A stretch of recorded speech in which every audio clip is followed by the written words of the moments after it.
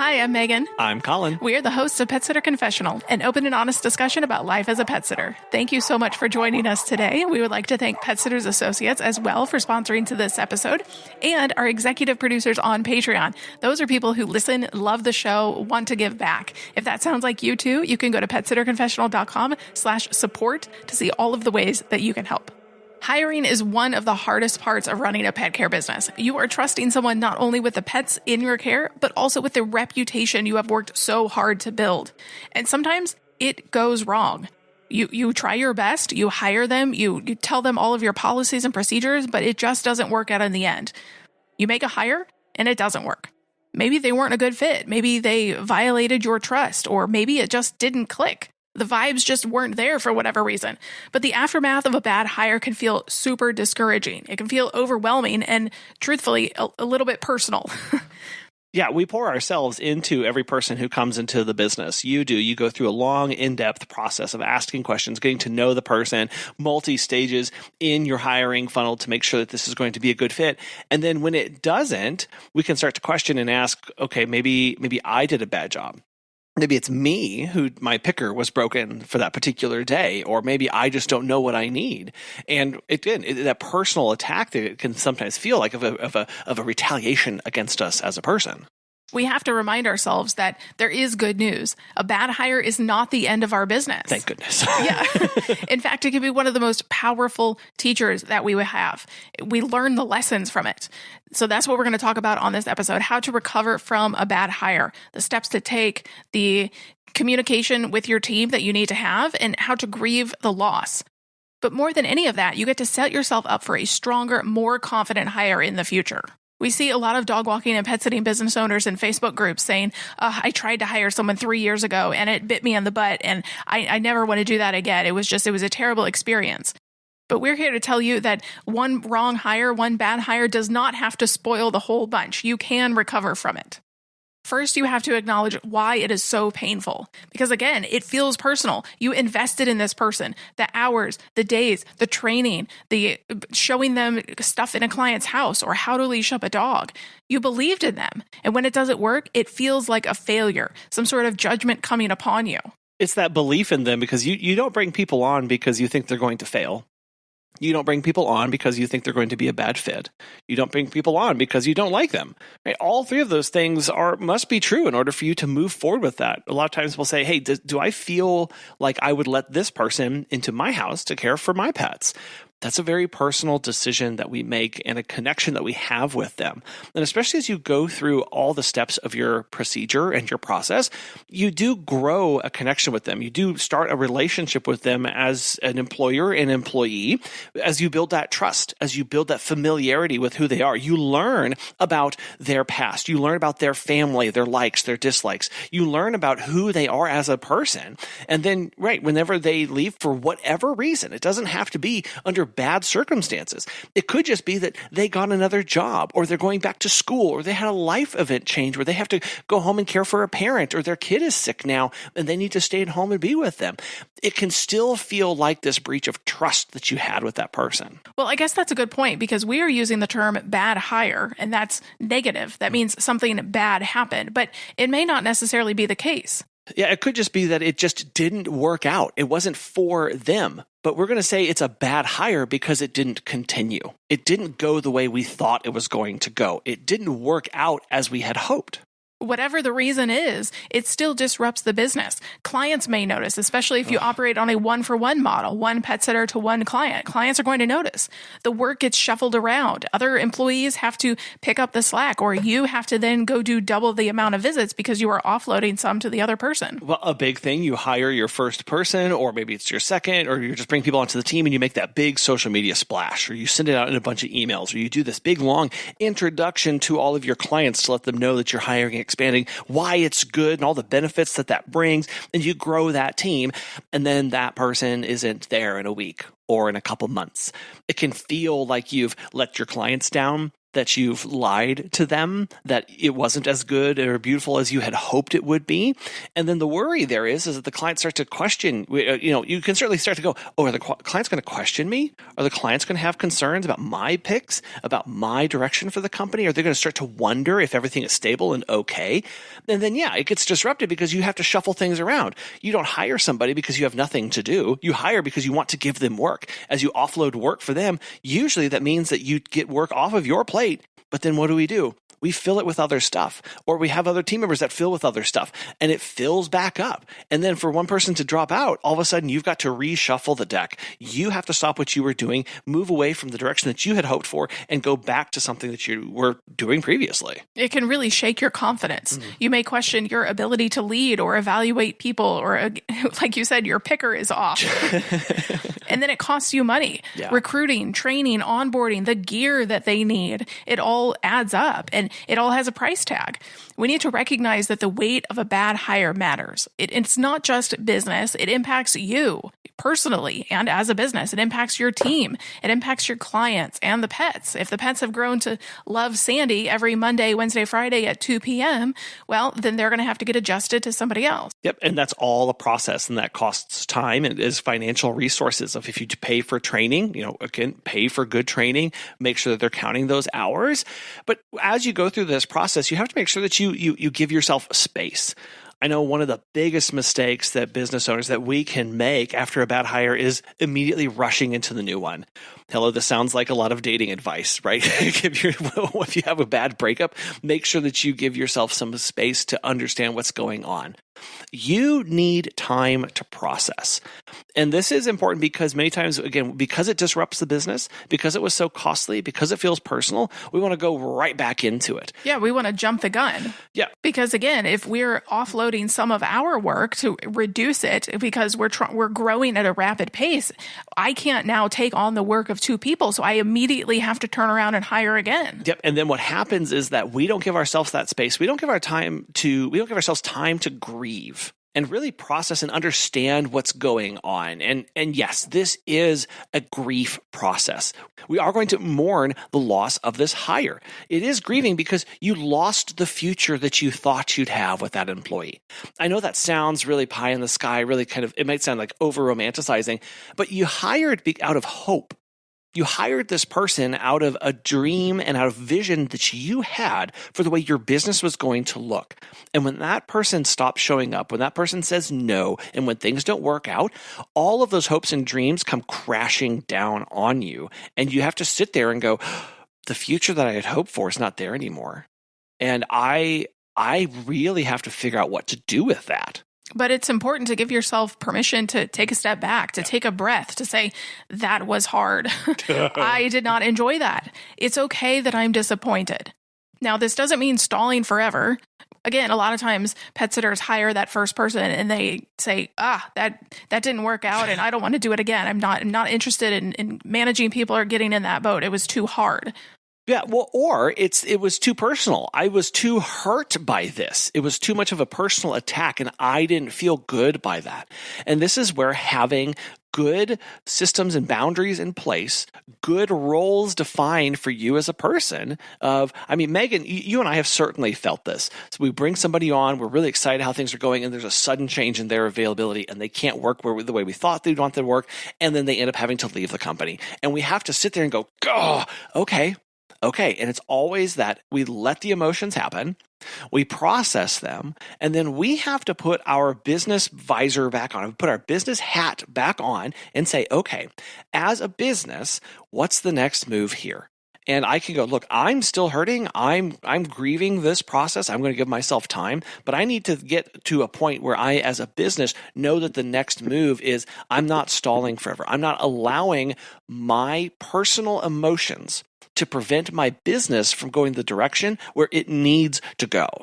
So again, acknowledging the feelings and then honoring your emotions before you dive back into hiring again, into those interviews, into those questions. Every bad hire leaves clues. The key is to identify them. What lessons have you learned? First, you need to look at the process. What process do you have? Do you even have a process? Or was this kind of haphazardly thrown together? Where did things break down?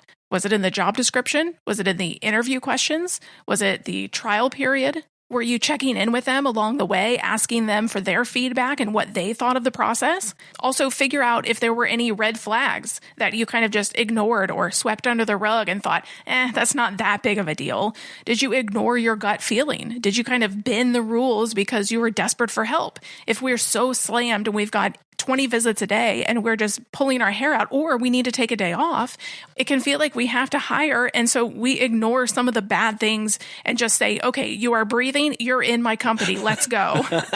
And then when you have clarity after the person is gone, you go back and you review their answers. You review the comments that you made during the interview. And sometimes, I'm going to say it, a lot of times you'll go, yeah, there it is. That was the one I really should have paid attention to. That was the one question. See how they answered that? This all fits together. And that is part of this process. Again, bad hires leave clues, but you don't know those clues unless you do reviews.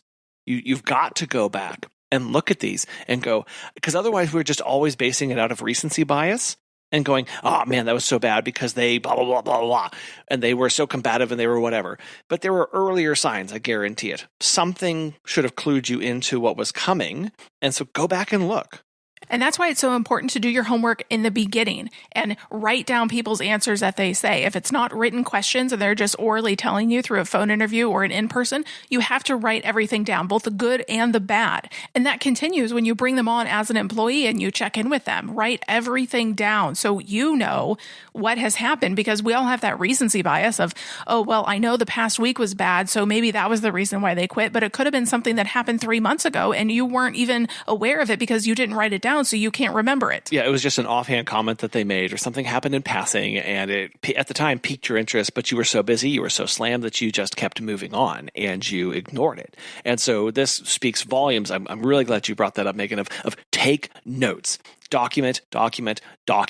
It's not just that we document, because we're having the mindset of an employer now. Okay, so I'm an employer. I have to manage people. That means I've got to be a life coach. I've got to encourage them. I've got to admonish them when things come up. You only do that when you know what's going on and you understand the history of where things have come. So if nothing else, document everything through your hiring process as much as you can. And then also look at the culture fit. Were they just not going to fit into how you manage or how you operate your business? Skills are teachable. The attitude, the reliability, and the values are not. If you ultimately hired somebody that does not align with your fear-free business, that's just not going to work out. Yeah, oftentimes we hire for skill over fit in the company. And that is a hard line, because many times we are given, people apply and they were a former dog trainer or they were a technician or they were also a pet sitter. They have all the skills right there. We look at them and we go, oh, this would be so easy to just slot right in. Oh my goodness, look how everything already fits. But they have a horrible attitude. Or you ask them that question, tell me, what did you love most about your most recent job? And they have nothing good to say. Okay. That's a big sign. We've got to put all of our context clues. Again, it's all context clues. But when you have somebody in front of you who's applying and they appear to be a good fit, but they have a bad attitude, that is a bad hire every single time. And then you have to assess their level of support. Did they fail because of them? Or did you not set them up with enough training, clarity, and accountability? This is our reflection where we now look inwardly and we say, did the hire go bad, go wrong because I didn't set proper expectations?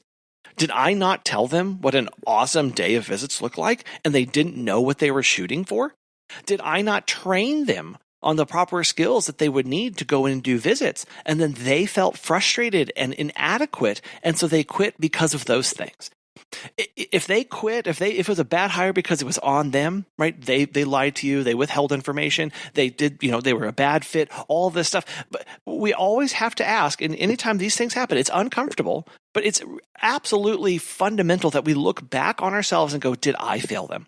Was there something that I could have done?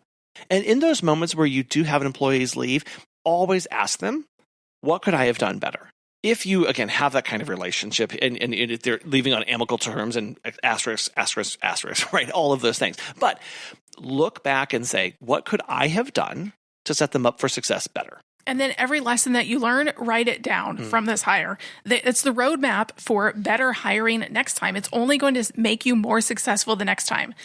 Bad hires can be a hard lesson, and another hard lesson is having the wrong insurance. All professionals should have specific pet business insurance. As a pet sitter, you know how much trust goes into caring for someone's furry family member, but who's got your back? For over 25 years, Pet Sitters Associates has been helping pet care pros like you with affordable, flexible insurance coverage. Whether you're walking dogs, pet sitting, or just starting out, they make it easy to protect your business. Get a free quote today at PetSitLLC.com. And as a listener, you get $10 off your membership when you use code Confessional at checkout. That's PetSitLLC.com because your peace of mind is part of great pet care.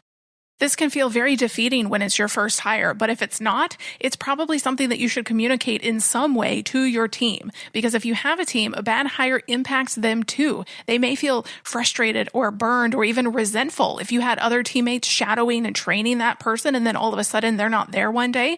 Well, that does kind of have to be explained. The best thing that you can do is be transparent. You don't need to share private details, especially if something went south or went bad, but an overarching statement does need to be made. Yeah, say something like, hey, this hire didn't work out. This person didn't work out. Here's what we're going to do to cover visits in the meantime. You have to come with a plan when there's a disruption like this. If you just kind of throw up your hands and say, well, I don't know, well, that's not good enough. This is where leadership really steps in, and you have to guide your team. You have to help boost their morale, not by just encourage them, like, hey, we're really excited and papering over this. Instead, come with a concrete plan.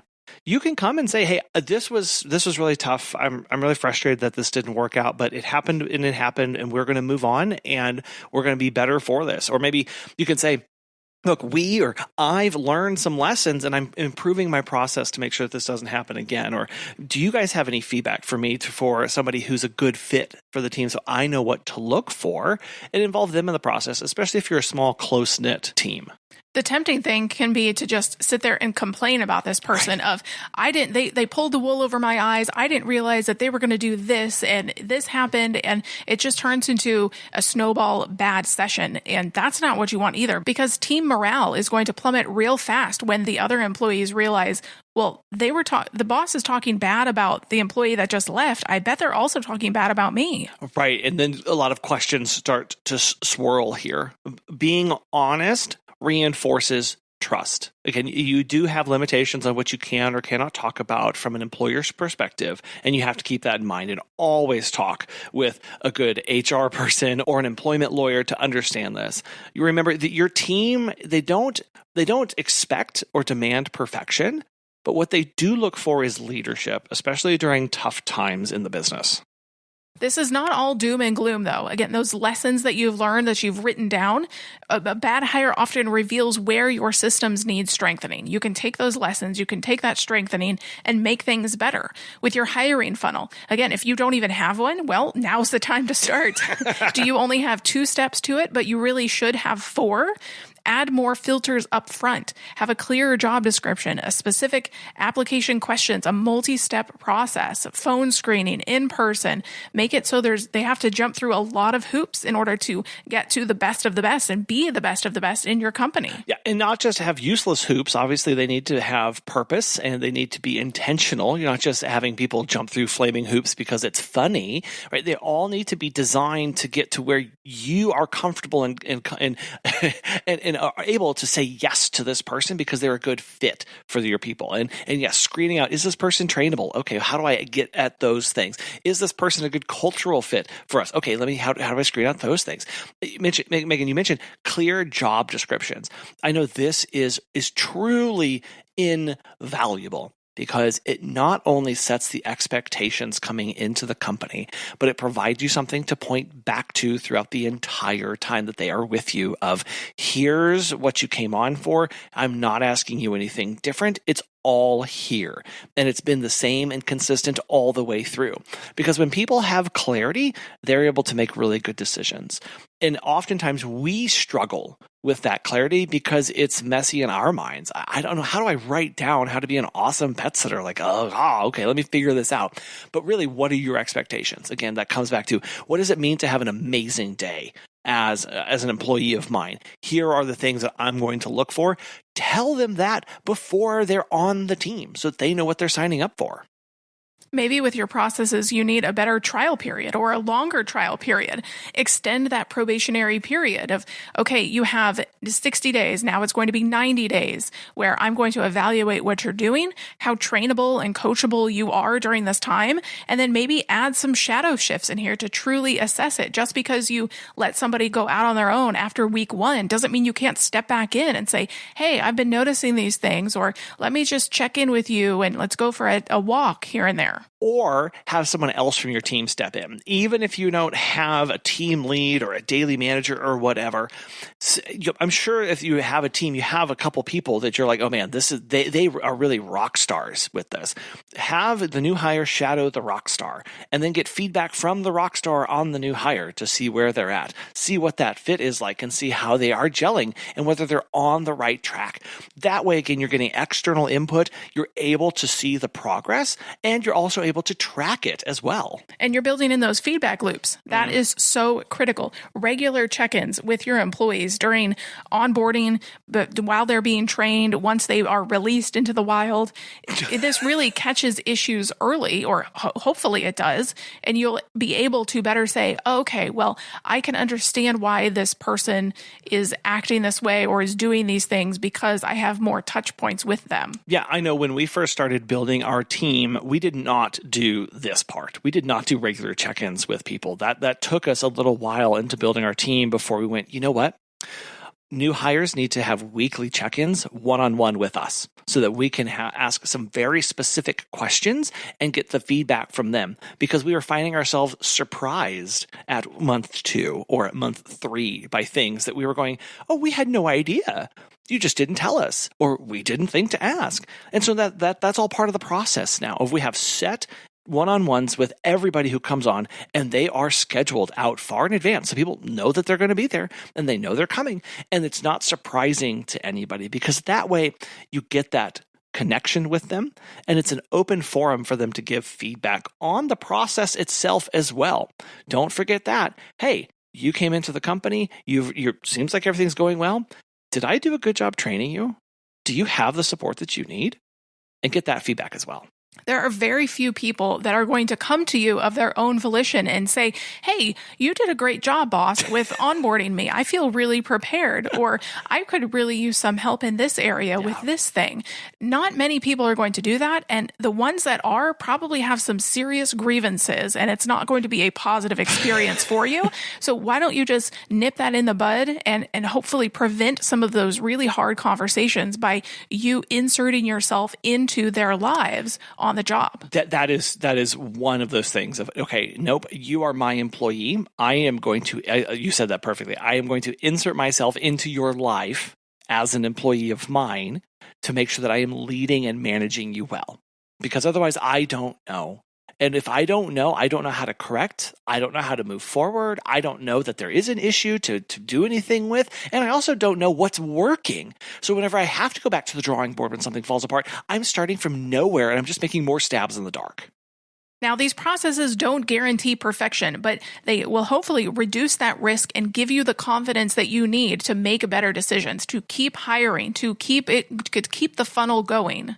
So at this point, we've had the bad hire. They've left the company. We've given ourselves space and time to process everything. We've reflected and looked at some red flags, some cues. We're learning lessons, and we're changing some processes about our company. At this point, at some point, we've got to get back on the horse. We've got to try again. Like I mentioned at the beginning of this, the temptation is to say, oh, that was a bad hire. I never want to do it again. I'm out. No, thank you. But if your goal is to have a team, you can't say, oh, I'll just do it all myself. Well, no, you can't do 40 visits in a day or 80 visits in a day. That's not sustainable. It's not even feasible. The healthier path is to approach hiring with more wisdom, not more fear. Remembering those lessons that you learned, then trusting your instincts because you have learned your process, you have refined it, you've gone over and over and nitpicked it so that it is better ultimately. And remind yourself, one bad hire doesn't define you as a leader.